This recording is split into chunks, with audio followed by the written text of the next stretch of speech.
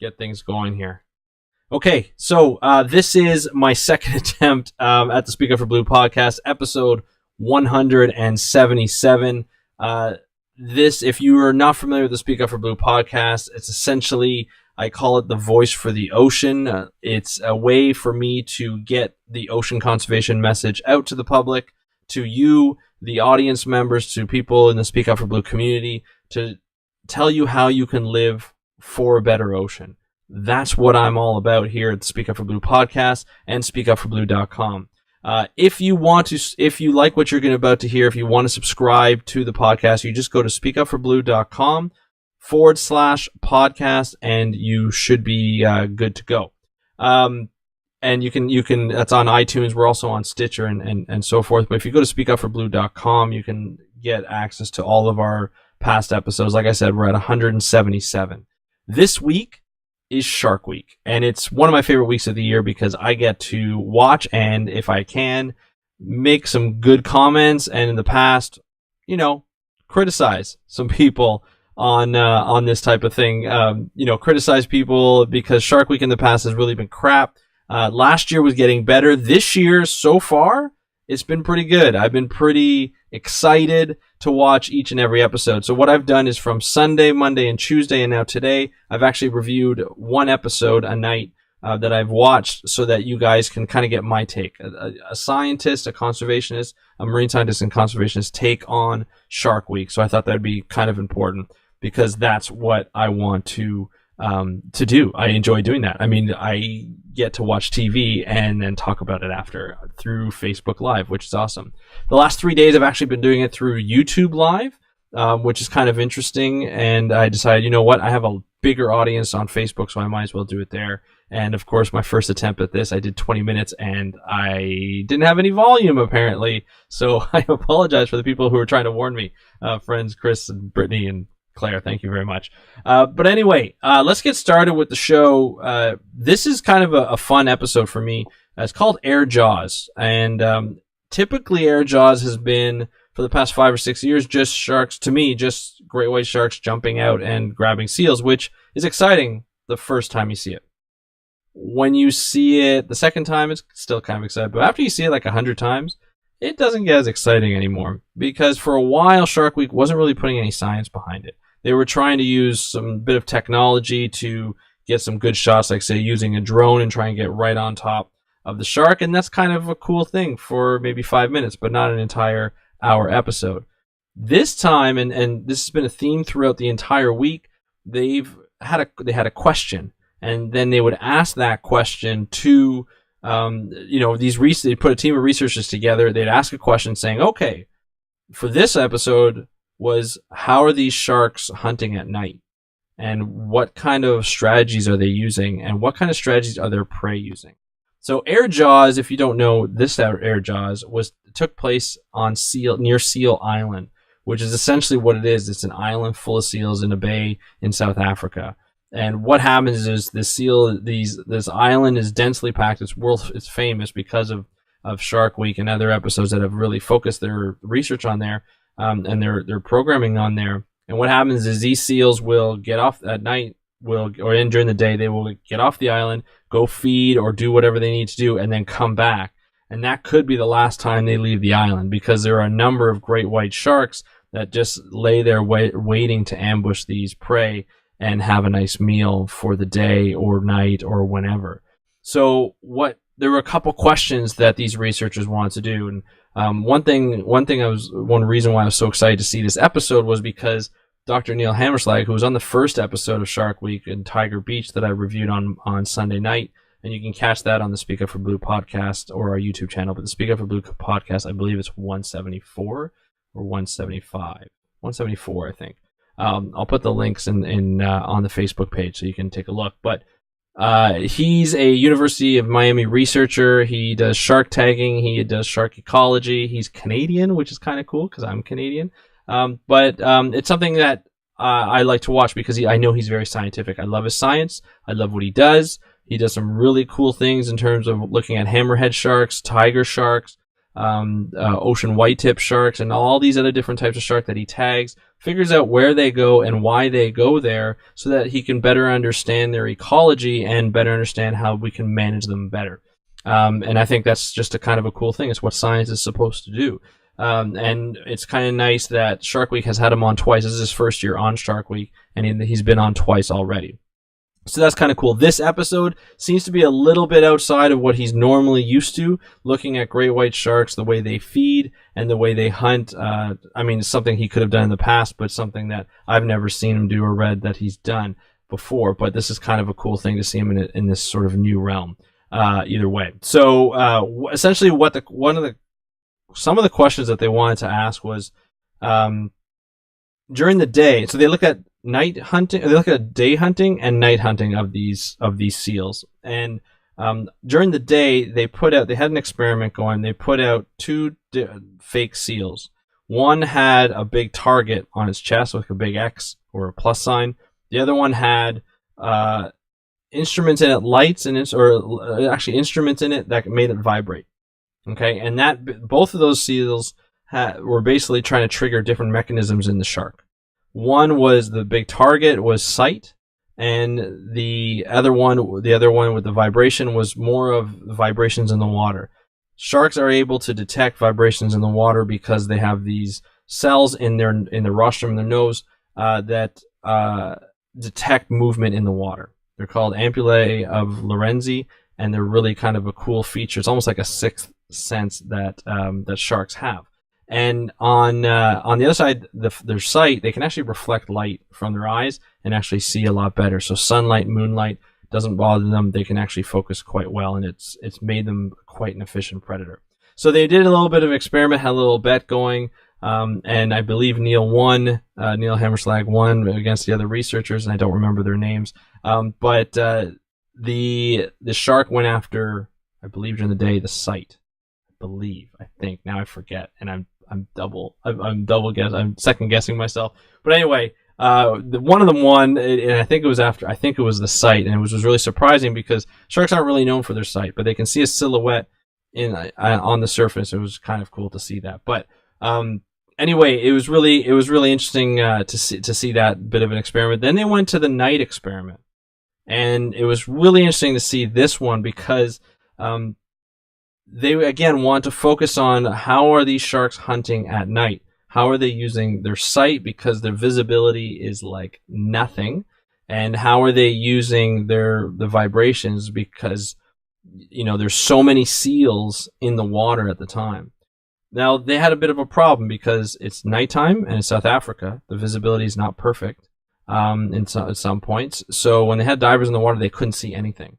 And they had divers in the water in a cage, of course, because these sharks are in hunting mode and there's a lot of seals around. So you're not going to just throw them in the ocean, throw these divers in the ocean without a cage. But even in the cage, the diver was kind of freaking out a little bit because you wouldn't be able to see these massive sharks till the last second. And some of the sharks would bump the cage. And you didn't really see that, until the end, and that would freak me out. And you see the diver was actually kind of calm when he would see this, but had trouble looking at the sharks. So the visibility was like basically you could barely see the other side of the cage. That's how bad it was, and they're not big cages. So what they decided to do is they decided to use an instrumentation, and it was basically sonar in the water. Now, one thing I want to talk about Shark Week is it's been kind of fascinating to see how Shark Week has been using a lot of different technology to better understand sharks. So, for instance, on Sunday at the Tiger Beach, they use ultrasound to determine whether a tiger shark was pregnant. And they actually were able to see, I think they said 20 pups that were in the belly of this tiger shark. Normally, they would have to kill the shark, cut it open, count all the pups, and that's how they would figure out how many pups or whether the shark was pregnant. Obviously not the best way to sample, especially if you're a researcher, and usually you'd have to wait till the shark actually died, which would be a tragedy anyway. This time, they're live, they're being tagged, they're being processed. All you do is you take the ultrasound, which is very minimal impact on the shark, and you can see that you can monitor the heartbeat, and you can also monitor whether if it's a female, whether it's pregnant or not. Really cool stuff. Later on Monday, they had an episode where they're looking at hammerhead sharks and movement in hammerhead sharks going into the shallow areas. They actually used a drone from a boat to have a live feed to find out where the hammerhead sharks were in the water. So it was shallow, clear water, and you can actually see the hammerhead sharks. So using that drone, again, new technology, something that's never really been done that much before, but Shark Week is kind of profiling as if it's used all the time, which I think is a good thing, and I'll talk about that in a sec. And then yesterday, when they were looking at, or 2 days ago when we were looking at the Monster Mako episode, they used an ROV in the water at night to detect where these sharks were. Saw some blue sharks, saw some large Mako sharks, the grander sharks, which I talked about yesterday in yesterday's episode on YouTube and on the podcast in 176. And it was just, cool to see all this technology. And today, or the episode they showed it yesterday at 10 Eastern, they used sonar. And they were very surprised at how clear the sonar picture would provide in the water. Provide the scientists. So they were actually able to see these seals swim. They were actually detect what level they were at in the water. They were actually able to detect the sharks and how they were swimming. And they noticed something quite fascinating. The seals had a strategy to get from one place to another in the water.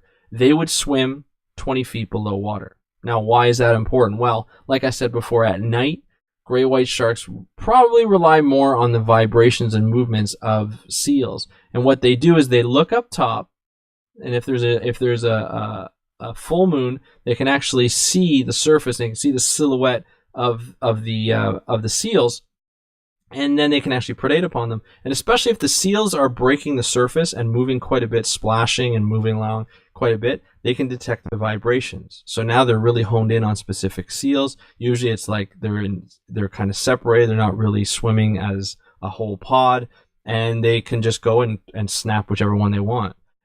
This time, though, at night, the seals had a cool strategy. They would swim 20 feet below water, and they would swim together. So it was very difficult for the sharks, even though they were swimming underneath and probably watching for one to break off or something, they couldn't find that opening, and they never actually predated upon them. So it was actually counterintuitive for the sharks to actually be able to detect.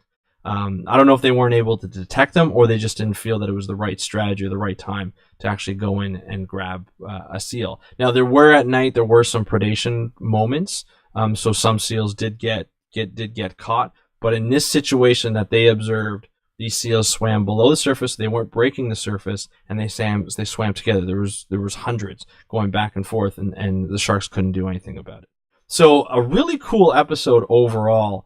And lots of use of technology. And the reason why I like the use of technology, like the sonar and stuff like that, is that it allows people watching who are not necessarily scientists to understand how important these pieces of technology are for research scientists and for regulators and people who do field work all the time, because these pieces of equipment are super expensive, and a lot of the times we can't use them because we can't afford them.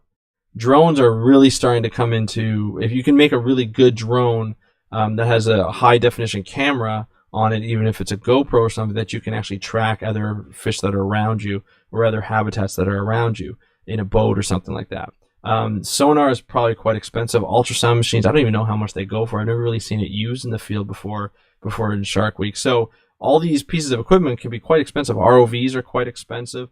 But now we see more people are seeing that we're actually doing something about it, and we're actually using it in our research. So hopefully more funding will be given towards researchers as more people understand how important these pieces of technology are for us.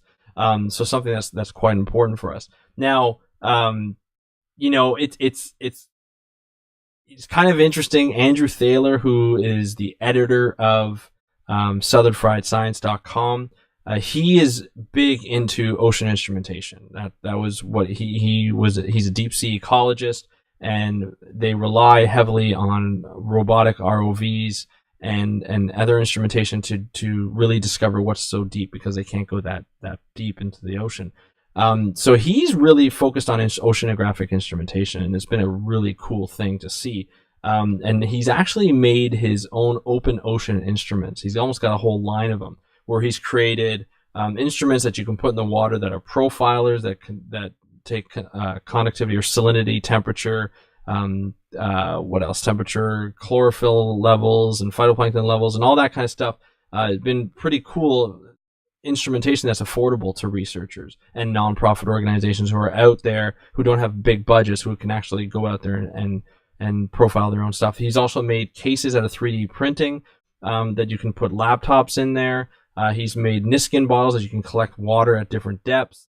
He's actually advised on the open ROV, which is like, you've probably seen it on Facebook. You probably saw it back in February, I think. There was a lot of advertising for a Kickstarter fund, or maybe it was back in October or November.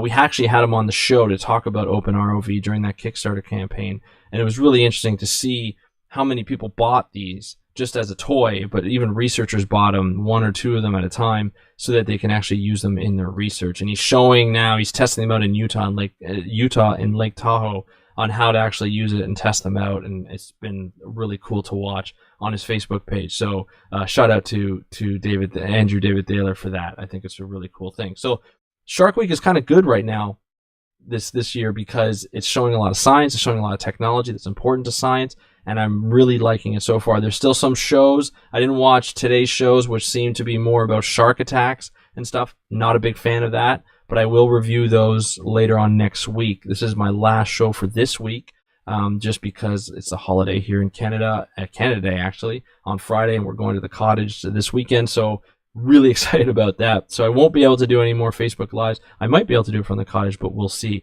Anyway, I'll be doing more. I'll be watching all the shows and trying to either group them into similar shows to do a 1 or 2 big reviews, or just do episode by episode. I'm not too sure. There's quite a bit of episodes, and I only have so much time in the day. But anyway, that's the show for today. Let me know if you saw this episode. Let me know what you think in the comments below. Share this, get people to watch it if you really like it. And let me know if you want me to do more of these Facebook Live things on the Speak Up for Blue page, because it's something that I'm always interested in doing. And I've just started to get into it. And I apologize if there's any technical problems, glitches at the beginning, but it's something that I would like to do more and more. So anyway, thank you very much for listening. You have been listening to the Speak Up for Blue podcast Facebook Live version. I really appreciate it. I am your host, Andrew Lewin, founder of SpeakUpForBlue.com. I wish you a happy Wednesday night. And if you're listening to this on the podcast tomorrow, you can go and subscribe. If you go to www.speakupforblue.com/podcast, you can subscribe on iTunes. We're also on Stitcher as well, on Google Play Store. We're everywhere. You just go to speakupforblue.com if you really want to watch us. And we will, and I'll talk to you later. So have a good night. I really appreciate you listening, and happy conservation.